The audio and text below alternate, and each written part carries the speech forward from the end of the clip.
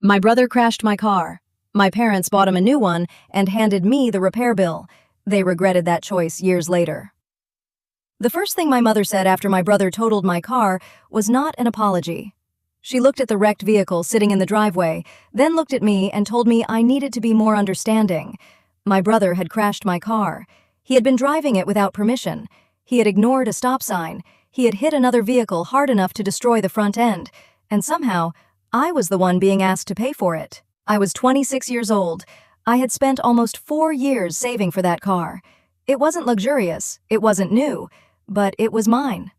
I had bought it myself after years of taking buses, sharing rides, and walking home from work. My parents knew how much it meant to me. My brother knew too. That didn't stop him from taking it.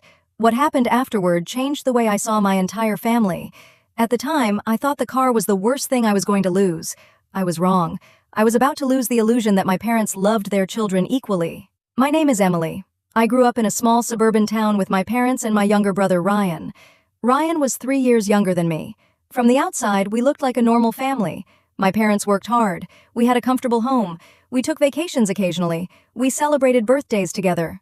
But there was always an imbalance between Ryan and me. I noticed it when I was young. My parents called Ryan their difficult child. They said he was impulsive, emotional, sensitive. They said he needed more help than I did. I was the opposite. I got good grades. I rarely caused trouble.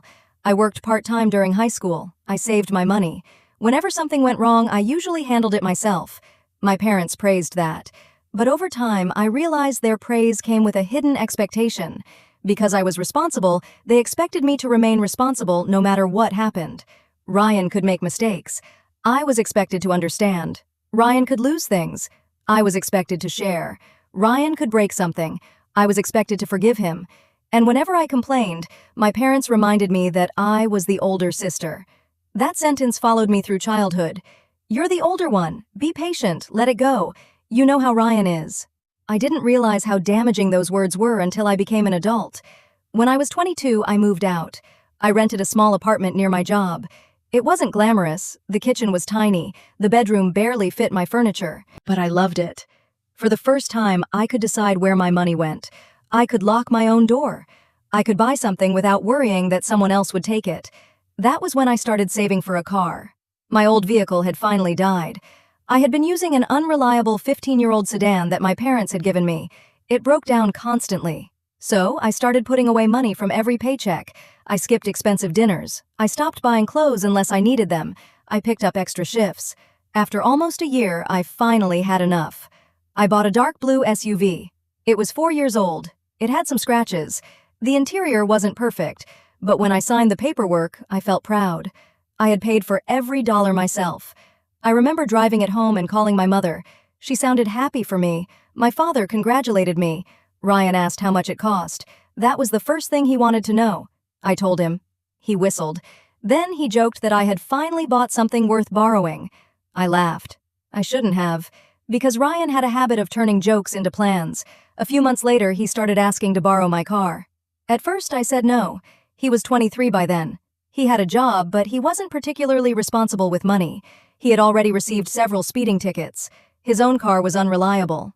My mother started asking me to help him. She said I worked from home some days anyway. She said Ryan only needed the car occasionally. I refused. Then came the emotional pressure.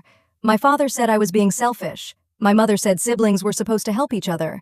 Ryan complained that I cared more about a vehicle than my own brother. I still refused. That became another family argument. Eventually, I agreed to let Ryan borrow it one Saturday, only for a few hours. He promised to return it before dinner. I gave him the keys. That was the last time I ever trusted him with anything valuable. At around 5:40 that afternoon, I received a call from an unknown number. The woman on the phone identified herself as a police officer. She asked whether I owned a dark blue SUV. My stomach dropped. I said yes. She asked whether Ryan was my brother. I said yes again. Then she told me there had been an accident. Ryan had run a stop sign. He had collided with another vehicle. My SUV had been badly damaged. The other driver had been taken to the hospital with injuries that were serious but not life-threatening. I don't remember much of the next 10 minutes. I remember grabbing my purse. I remember driving to the hospital. I remember seeing my brother sitting in the emergency room with a small cut above his eyebrow. And I remember feeling relieved. He was alive. That was my first thought. Not the car, not the insurance, not the money. My brother was alive. Then he saw me, and instead of apologizing, he asked whether I was going to be angry. I didn't answer. I couldn't. A police officer later explained what happened. Ryan had been driving too fast. He had been distracted. There was no mechanical failure, no unexpected road condition, no unavoidable circumstance. He simply made a reckless decision. The SUV was likely a total loss. The other driver's insurance claim was going to be complicated. My insurance would probably increase, and because Ryan wasn't listed as a regular driver on my policy, there were additional issues to resolve. I thought my parents would help. They didn't. My mother arrived at the hospital about 20 minutes later. She hugged Ryan. She checked his forehead. She asked whether he was in pain. Then she looked at me. The first thing she said was that Ryan needed us to stay calm. I remember staring at her. I was still holding my car keys. I asked why she was telling me to stay calm. She said because accidents happened. I told her this wasn't an accident in the way she was making it sound. He had taken my car without permission. He had been speeding. He had ignored a stop sign. My mother became defensive. She said Ryan hadn't intended to hurt anyone. That was true, but intention wasn't the issue. Responsibility was. My father arrived shortly afterward. He barely looked at the damage report before announcing that they would take care of Ryan. I thought he meant they would help with the repairs. Instead, he said something that I still remember word for word. He said Ryan needed a reliable car. I stared at him. Then I realized what he meant. They were going to buy Ryan a new car. I asked who was going to pay for mine. My father looked uncomfortable. My mother said we would figure that out later. Later never came. The next morning, my parents took Ryan to a dealership. They bought him a brand new SUV. I found out through a photograph my mother posted in the family group chat. Ryan was standing beside the vehicle. My father had his hand on Ryan's shoulder. My mother added a message about being grateful that Ryan was safe. There was a congratulations emoji. I stared at the photograph for almost a minute. Then I looked at the estimate from the body shop sitting on my kitchen counter. The repair cost was more than I had in savings. I called my mother. She answered. I asked why they had bought Ryan a new car. She said he needed transportation. I asked why they weren't paying for the repairs to mine. She became quiet. Then she said something that made my chest tighten. She told me that because I was financially responsible, she knew I would find a way to handle it. I couldn't believe what I was hearing. I reminded her that Ryan had caused the accident. She said I was focusing too much on blame. Then she said the sentence that changed our relationship. She told me that the repair bill was technically my problem because the car was in my name. I laughed. Not because it was funny, because I didn't know what else to do. My brother had crashed my car. My parents had bought him a brand new replacement, and they were handing me the bill for the damage he caused. I told my mother I wouldn't accept that. She said I was being dramatic. Then she hung up. 2 hours later, my father sent me a message. He said they expected me to handle the repair costs myself. He also reminded me that they had already spent enough money helping Ryan. I looked at that message for a long time. Then I did something I had never done before. I stopped trying to convince them that they were being unfair. I called an attorney, not to sue my family, not yet. I simply wanted to know what my rights were. The attorney reviewed the police report. He reviewed my insurance information. He reviewed the photographs. Then he asked me one question. He asked whether my parents had any legal ownership of my vehicle. I said no. He asked whether Ryan had permission to drive it. I said yes, but only temporarily. He asked whether I had evidence that he had caused the accident. I said yes. Then he told me something that changed everything. Ryan was responsible for the damage, not me. My parents could refuse to help, but that didn't mean I had to absorb the financial consequences of his decision. The problem was that going after my brother legally would turn a family conflict into something much bigger. I wasn't ready for that. So I tried one last time to handle it privately. I went to my parents' house. Ryan was there. His new SUV was parked in the driveway. It still had the dealership sticker on the window. I walked inside.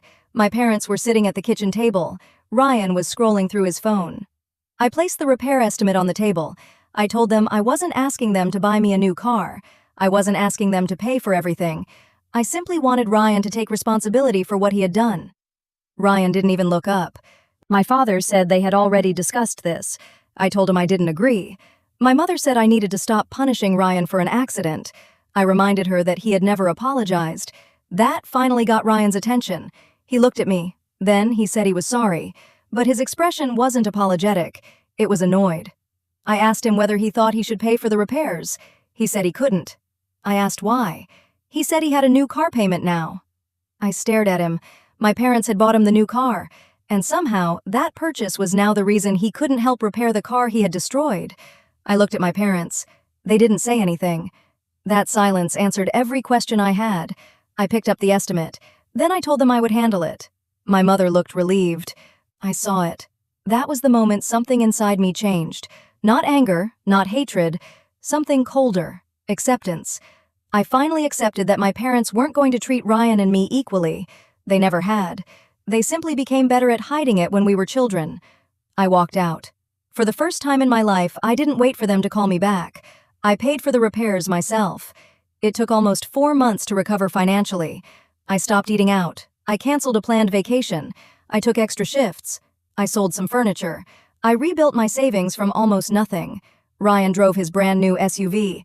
My parents praised him for how maturely he had handled the accident. I heard that from my mother during a family dinner. I nearly laughed. But I didn't. I simply stopped participating in conversations about Ryan. I stopped lending him things. I stopped covering for him. I stopped answering requests disguised as family obligations. And then something unexpected happened. My career started taking off. The company I worked for promoted me. My salary increased. I began investing. I moved into a better apartment. I eventually sold the repaired SUV and bought a newer vehicle with cash. I never told my parents how much money I had saved. I didn't tell them what I was investing in. I didn't tell them about the small business I started on the side. I didn't even tell Ryan. For years, my family had assumed that because I was responsible, I would always be available. They didn't realize responsibility had finally taught me something. I could build a life without them. And that became important several years later, because the same brother who had crashed my car eventually needed something much more expensive than a vehicle. And this time, my parents couldn't fix the problem for him. They came to my door. But they weren't expecting the woman who answered it. They were expecting the older sister who always gave in. They were about to meet someone else. The problem that brought my parents back to my door happened 7 years after the accident. By then, I barely spoke to Ryan. We weren't enemies, we simply weren't close. There was a difference. I had stopped expecting him to apologize. I had stopped expecting my parents to admit they had treated me unfairly.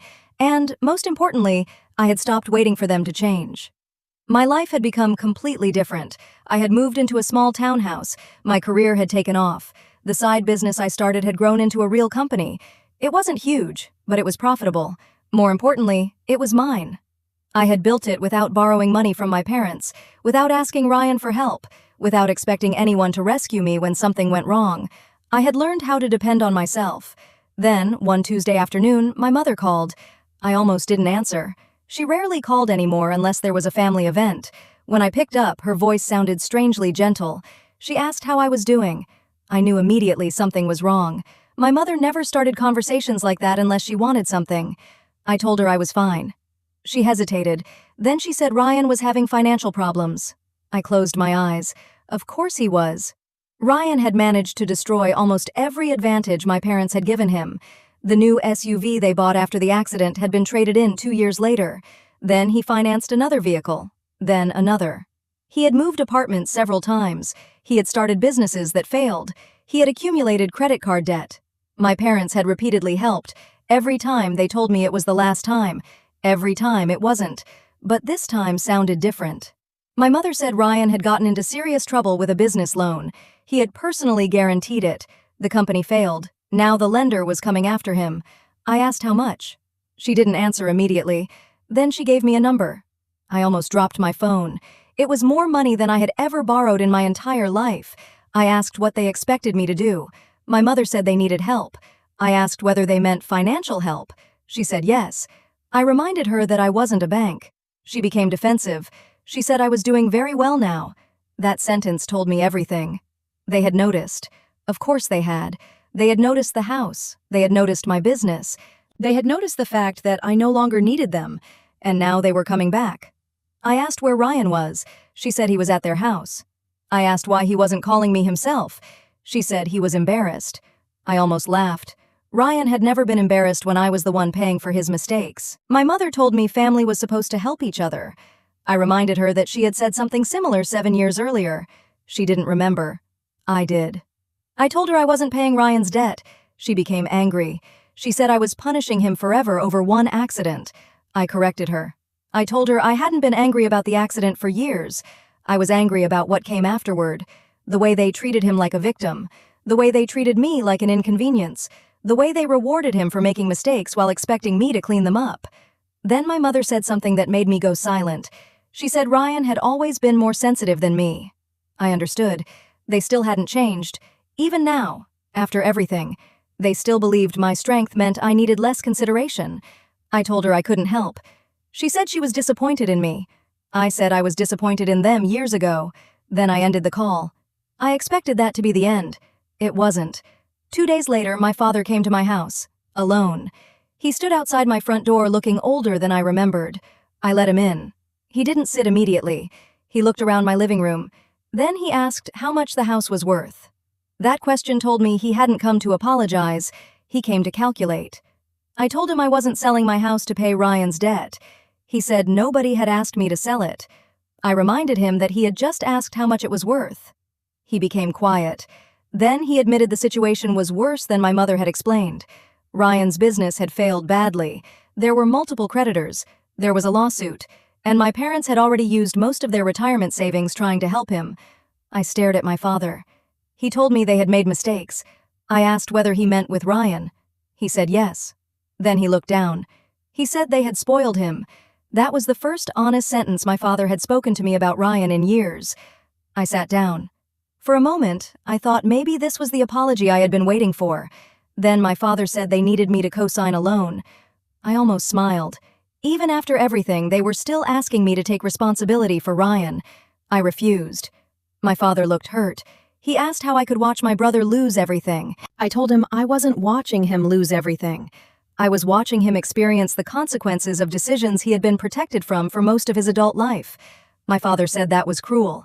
I told him cruelty was giving someone a new car after they destroyed another person's property, then handing the victim the bill. My father didn't answer. He didn't need to. He remembered. I saw it in his face. For the first time, I realized that he hadn't forgotten what happened. He had simply hoped I had. I told him I had already paid for the repairs. I told him I had rebuilt my savings. I told him I had built my business. I told him I had done all of it without asking them for anything. Then I said something I had wanted to say for years. I told him that the accident had cost me money, but their decision afterward had cost me my family. My father started crying. I had never seen him cry because of me. He apologized. Not for Ryan, for himself. He admitted that he and Mom had always believed I could handle more. They had used my independence as an excuse to give Ryan everything they thought he needed. He said they had convinced themselves they were protecting him, but they had actually taught him that consequences were optional. I listened. I wanted the apology to fix something. It didn't. That was the strange part. It mattered, but it didn't erase anything. I told my father I forgave him. Then I told him I still wasn't giving Ryan money. He nodded. He didn't argue. He left. I thought that was the end. Then, 3 weeks later, Ryan showed up. I hadn't seen him in almost a year. He looked different, older, tired. His expensive clothes were gone. His hair was messy. He looked like someone who had finally discovered that adulthood didn't come with unlimited resets. He stood on my porch. I didn't invite him inside. He asked whether we could talk. I said yes. He told me everything. The business had failed because he had taken on too much debt. He had believed his next project would rescue him. It didn't. He had missed payments. Then the lender had sued. My parents had tried to help. They had borrowed against their house. They had drained savings. They had even sold some investments. And now they were close to losing their home. Ryan said he needed money. Not as much as before, but still enough to change my life if I gave it to him. I asked what he planned to do differently. He didn't have an answer. That was the moment I knew I was making the right decision. He wasn't asking for help with a plan. He was asking for another rescue. I told him no.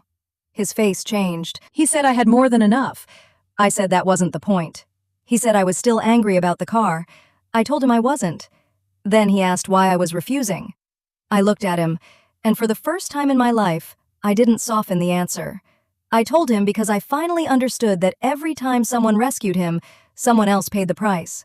Sometimes it was my parents. Sometimes it was me, but it was always someone else. He became quiet. Then he apologized. Not for the money, for the car. 7 years late. He said he remembered that day. He said he had known immediately that he had caused the accident. He admitted that he had been terrified my parents would make him pay. Then he said something that hurt more than I expected.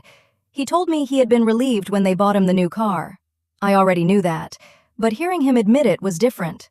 He said he had watched them hand me the repair bill, and he had let them. I stared at him. That was the truth I had wanted for years. Ryan hadn't simply been spoiled by my parents. He had participated. He knew what happened was unfair. He just didn't care enough to stop it. I told him I appreciated the apology. Then I told him I still couldn't give him money. He asked what he was supposed to do. I told him the same thing I had done. Figure it out. He looked angry, then defeated, then, strangely, relieved.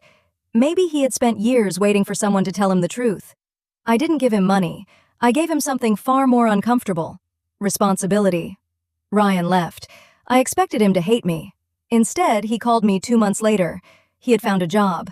Not a glamorous one, not a management position, just a regular job.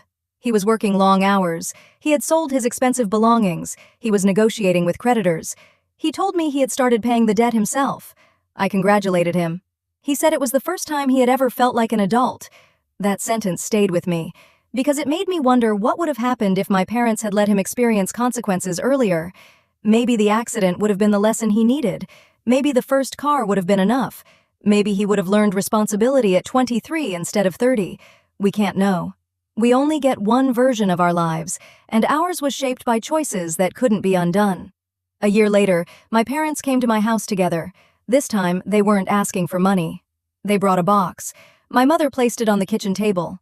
Inside were old photographs. My childhood, Ryan's childhood, family vacations, birthdays, Christmas mornings, and one photograph from the day of the accident. I stared at it.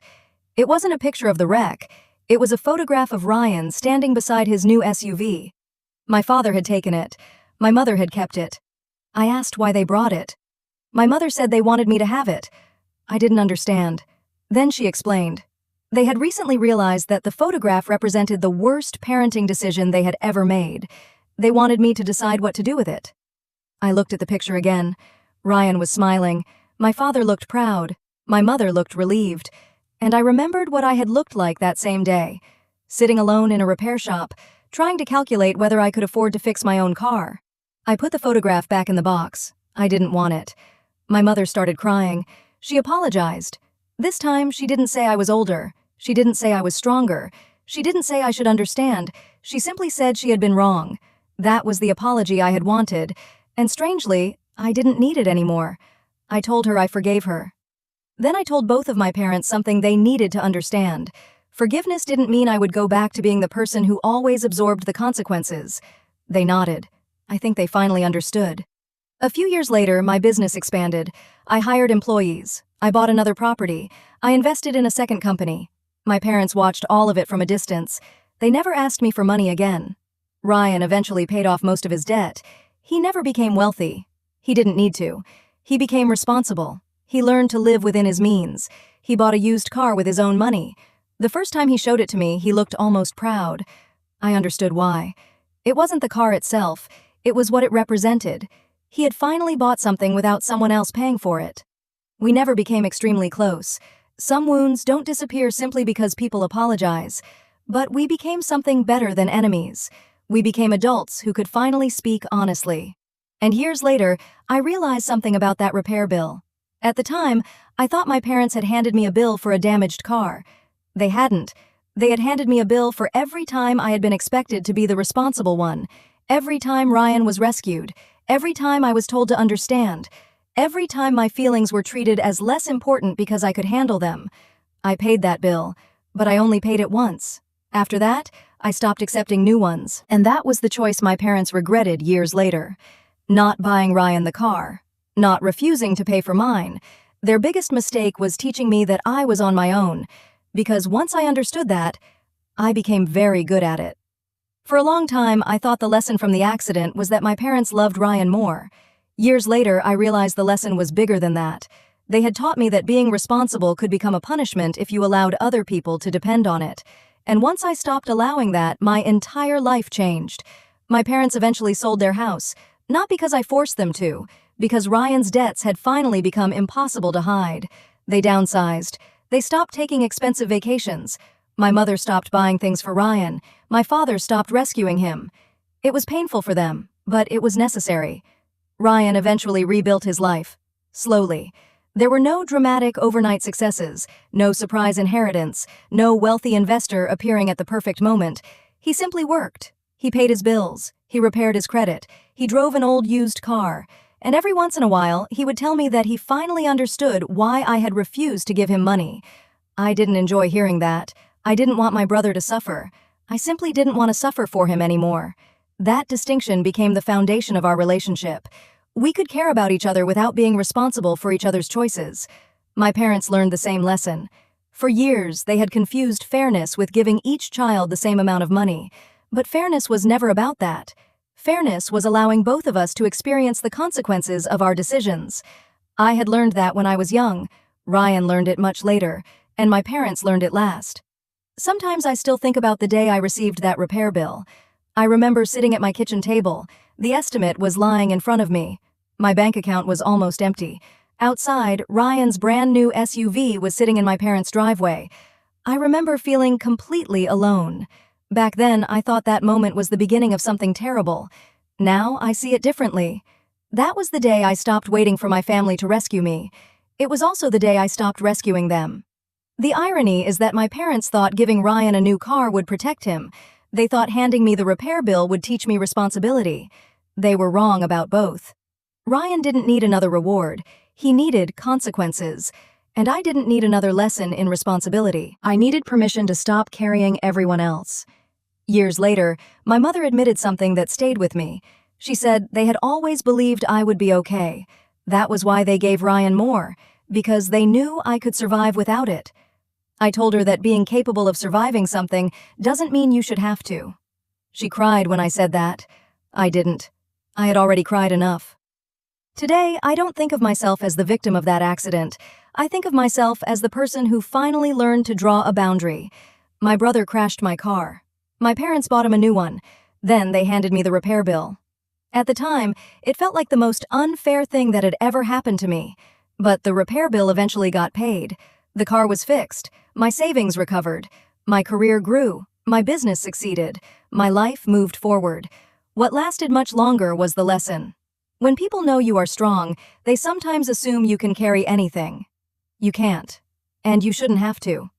Being the responsible daughter didn't mean I had to be the family emergency fund. Being the older sister didn't mean I had to absorb my brother's mistakes.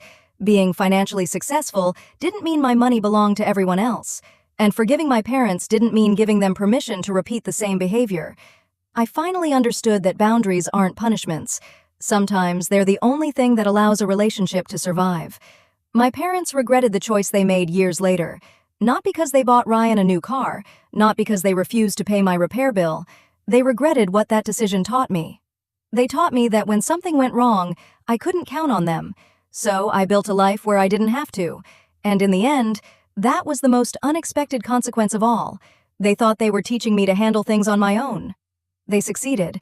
They just never imagined that one day, I would become so independent that I no longer needed their approval, their money, or their permission to walk away. Looking back, I don't think the car was ever the real issue. The car was just the moment everything became impossible to ignore. My brother made a reckless choice.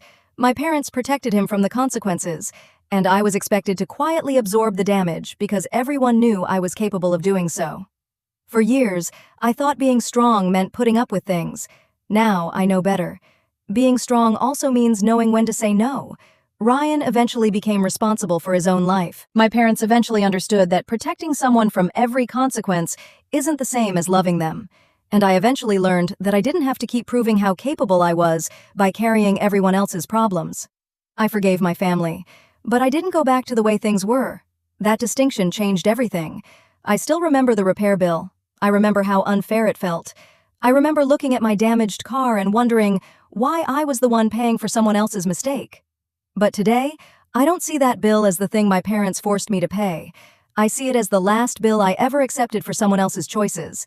After that, I built my own life, and when my parents eventually came to my door needing help, they discovered something they hadn't expected.